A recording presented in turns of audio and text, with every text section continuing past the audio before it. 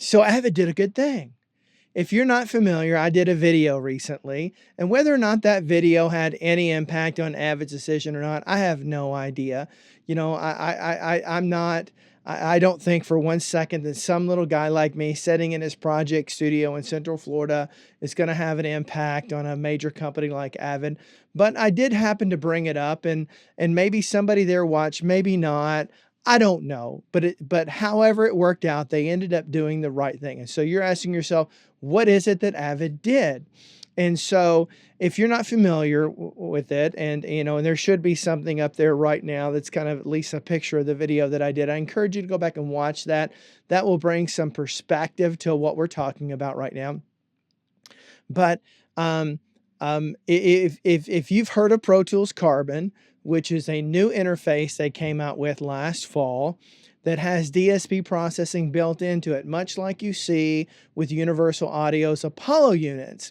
And so it gives you the ability to track through DSP with zero latency for when you're in those situations to where you don't want to have to freeze tracks. You don't want to have to worry about anything. You don't want to have to deal with a third-party GUI or GUI or however you say it to be able to record at lower latency through plugins to do it directly. Now, so this is not about whether or not that's the right choice for you. Only you can decide that.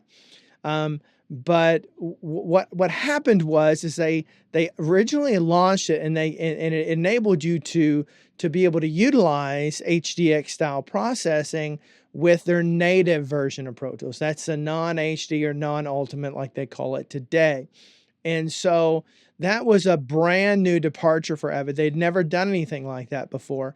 And so what that did is lower your costs ultimately from an annual perspective, and being able to keep that up to date, it lowered your costs for that. But then about, I don't know, several weeks ago, maybe a month ago, they made the offer. They bumped that up to give you Pro Tools Ultimate, which normally sells for like $2,700. And so that gives you the ability to work in surround sound, to be able to do video work in it, as well as a plethora of other features that you may or may not use at the end of the day, but it gives you all of that. So if you bought Carbon, which retails for $39.99, which I would argue if you pay attention, you can get yours for around $3,500, which is what I paid for mine. Brand new, but check Reverb and check some of the other distributors out there, because you can get it at that price, because I did. And so, so that enabled you to be able to work in a traditional Pro Tools HD / Ultimate environment / HDX environment. And so they gave you this Pro Tools Ultimate for free in there. But one of the things that I posted in my video, again, I encourage you to get full perspective. Go out back and watch that video, but I'll kind of surmise here in a shorter scale. There were early people who adopted Pro Tools Carbon that only got the native version of Pro Tools. And those folks, you had to be a diehard Pro Tools aficionado to be able to sink $4,000 into an interface to be able to get that. Your first time Pro Tools user was not going to do that.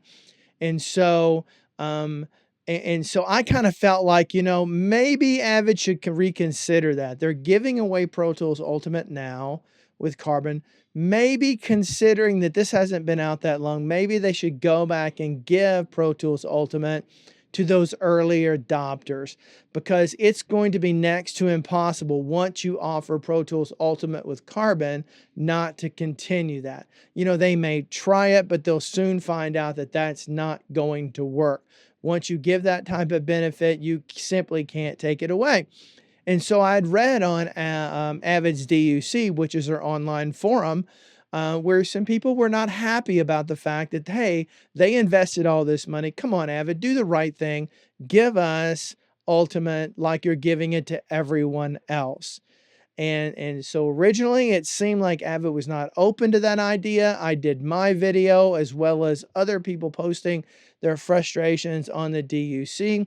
Whether or not my video made a difference or not, or ultimately whether it was those users on the DUC who made a difference, to me, that really doesn't matter. What Avid has done is they've automatically dropped the Pro Tools Ultimate license in everyone who bought Pro Tools Carbon right from the get-go.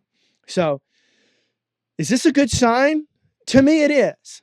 It definitely is to me. This is a good sign to me. And I'm hoping that maybe some folks there are finally listening and finally understanding what it's like for you and for me out there in the real world. It's one step forward, one step for mankind, all this stuff that Neil Armstrong said. And at the end of the day, there I go, at the end of the day again. But seriously, I see this as a very positive sign. I hope this is good things to come from Avid. I hope they've had a dose of humility of which they've been lacking for so very long, because that's really what users want.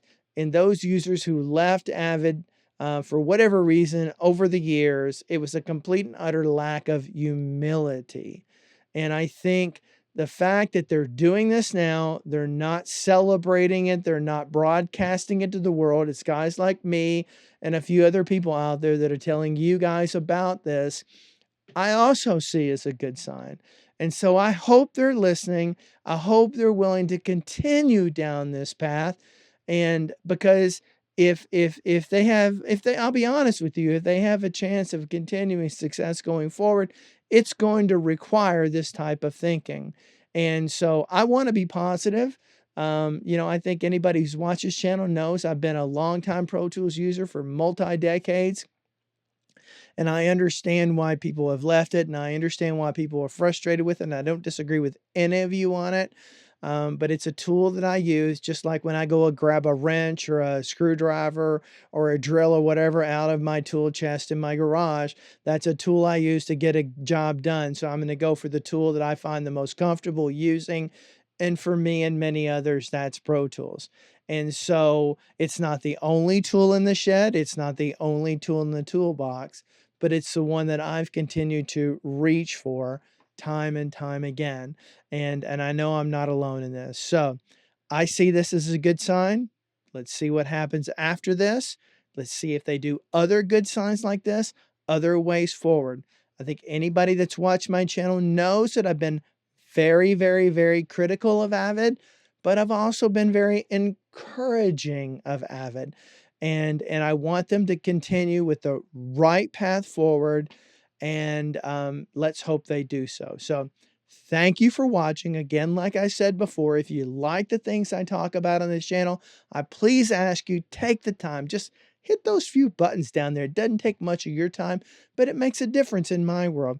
If you don't like watching this, you're probably not even watching by now, then okay, that's fine. Move on. Go to somebody else. That's fine. But I would encourage you, maybe go back and peruse some of my other videos, see if you actually like some of the things I've had to say. Maybe you do, maybe you don't. It won't hurt my feelings either way. I understand that I can't do this for everybody, but I do what I like doing, and that's what's important to me. And so this channel is about talking about these things, talking about studios, talking about project studios. It's not a matter of tell you what to do. I'm not in the business of telling you what to do. Many of you tell me what to do, and I get a lot of great advice in the comments from a lot of you folks. So thank you for watching. I truly, truly appreciate it from the bottom of this guy's heart. I really do. So I hope all of you have a fantastic and wonderful day.